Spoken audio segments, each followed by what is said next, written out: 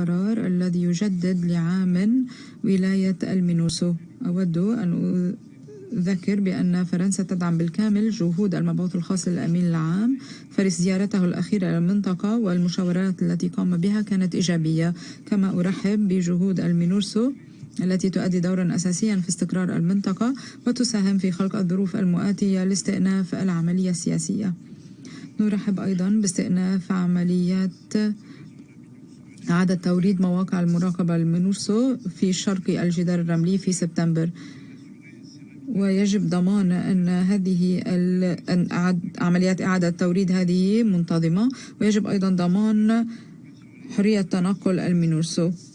نعرب عن قلقنا إذا انتهاكات وقف إطلاق النار، فالمسؤولون عن هذه الانتهاكات يعرضون على الخطر وقف إطلاق النار.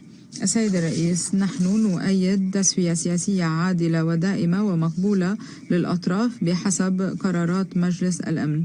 أذكر بالدعم التاريخي الواضح والثابت لفرنسا لخطة الحكم الذاتي من المغرب، فهذه الخطة موضوعة على طاولة منذ 2007 وحان الوقت للانطلاق بها.